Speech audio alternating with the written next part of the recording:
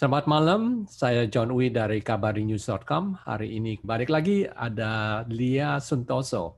Apa kabar Lia? Baik, terima kasih. Baru selesai Thanksgiving. Excellent, happy Thanksgiving. To you too. Now menunggu Natal kan? Yes. Ada pertanyaan mengenai bagaimana sibling, jadi kakak adik, ya mungkin adiknya US citizen atau green card dan ingin mengundang kakaknya. Bagaimana itu? Pertama-tama yang saya katakan adalah begini.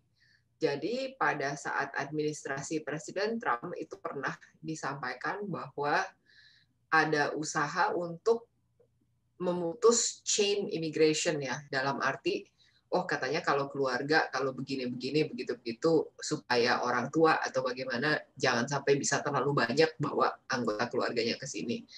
Nah, yang harus diketahui adalah provision itu di mana ada F1, F2A, F2B, F3, dan F4 itu semua adalah hal-hal yang sudah diketok oleh Kongres. Jadi kalaupun ada usaha untuk mendedel itu harus melalui Kongres. Jadi pesan saya pertama mengenai siblings itu jangan takut.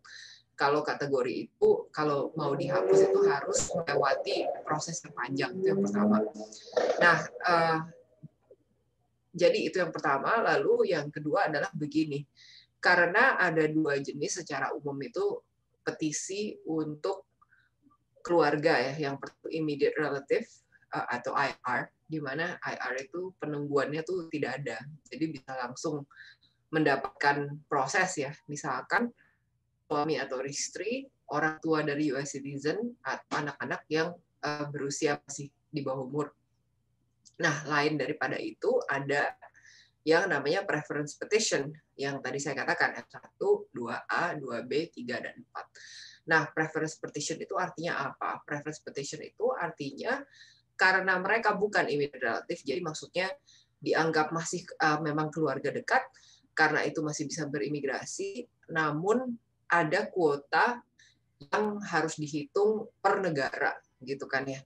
Nah, kalau mengenai siblings tadi, karena siblings itu yang ya bukan orang tua atau bukan spouse, bukan anak, itu memang yang penungguannya itu paling panjang.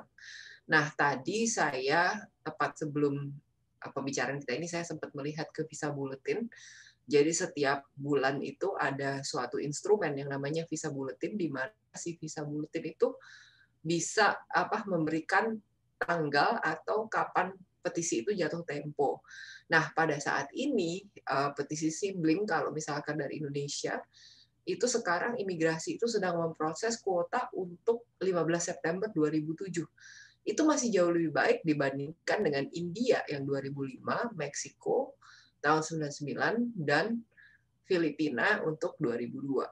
Nah, pesan saya untuk teman-teman yang punya sibling itu US citizen, pesan saya mau full sibling atau half sibling, tolong dipetisikan secepat-cepatnya. Dalam arti begini, bukan karena kemungkinan ini akan dihapus ya, karena sekali lagi saya katakan itu prosesnya sangat panjang, tapi karena penungguan ini tuh sangat lama gitu loh ya. Total kalau misalkan sekarang itu sedang memproses 2007, nah itu kan 13 tahun ke 2020 ya sekarang. Dan itu nanti ditambah lagi untuk visa processing, untuk persiapan travel.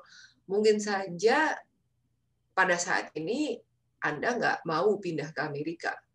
Tapi mesti dilihat kalau karena ini preference petition, maka you punya spouse, si beneficiary punya spouse, dan anak-anak yang di bawah umur, bahkan anak-anak yang belum lahir pada saat ini, itu semuanya bisa mendapatkan surat bersama-sama untuk datang ke Amerika di suatu masa yang siapa sih yang bisa meramal 13 tahun lagi kita jadi apa.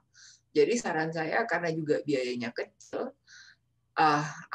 untuk sebuah kemungkinan yang mungkin saja bisa bermanfaat. Nanti kalau misalkan di masa yang akan datang you nggak mau actually immigrate to the States, then you can deal with it later. Tapi misalkan ya, kalau misalkan ada seorang US citizen punya adik 5, misalkan begitu, ya file saja 5-5-nya.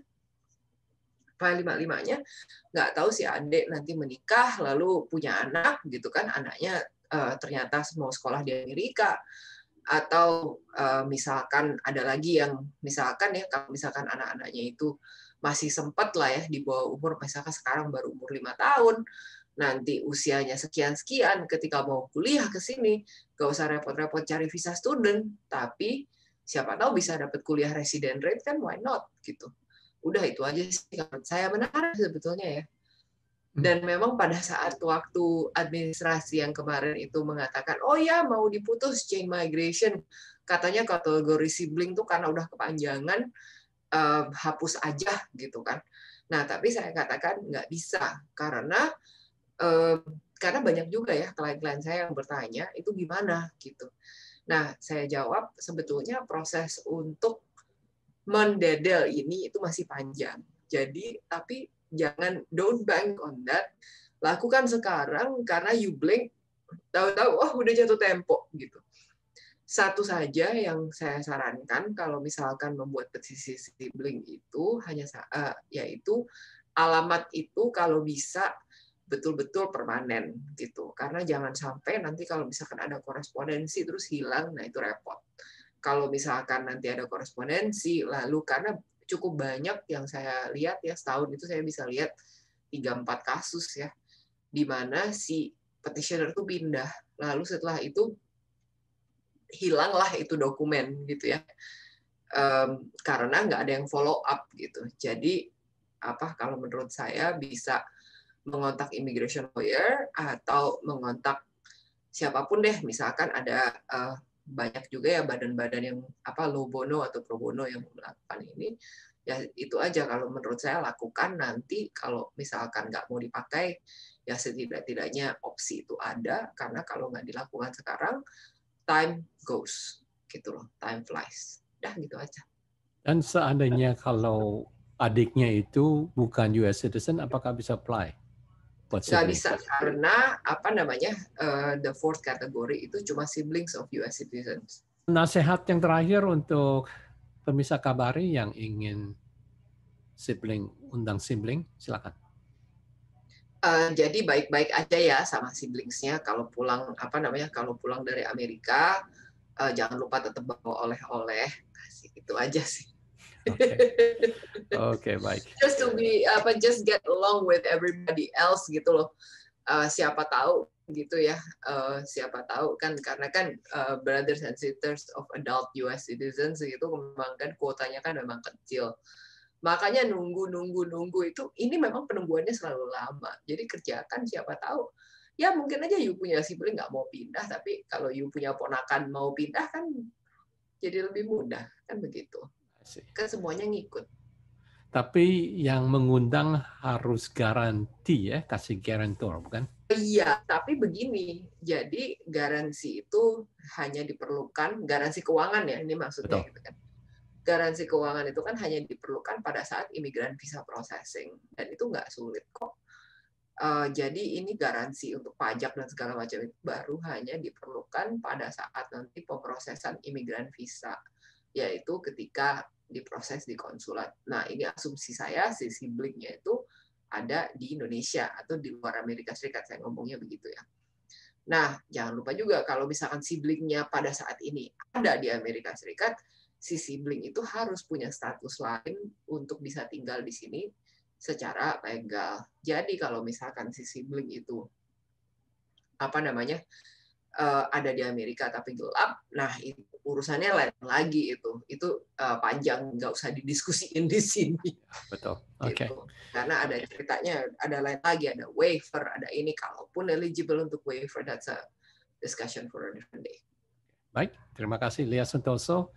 Dan untuk pemirsa Kabari, jangan lupa subscribe ke Kabari YouTube dan juga daftar di kabarigratis.com untuk mendapatkan majalah Kabari dengan gratis. Terima kasih, sampai kita berjumpa lagi. Sampai jumpa lagi.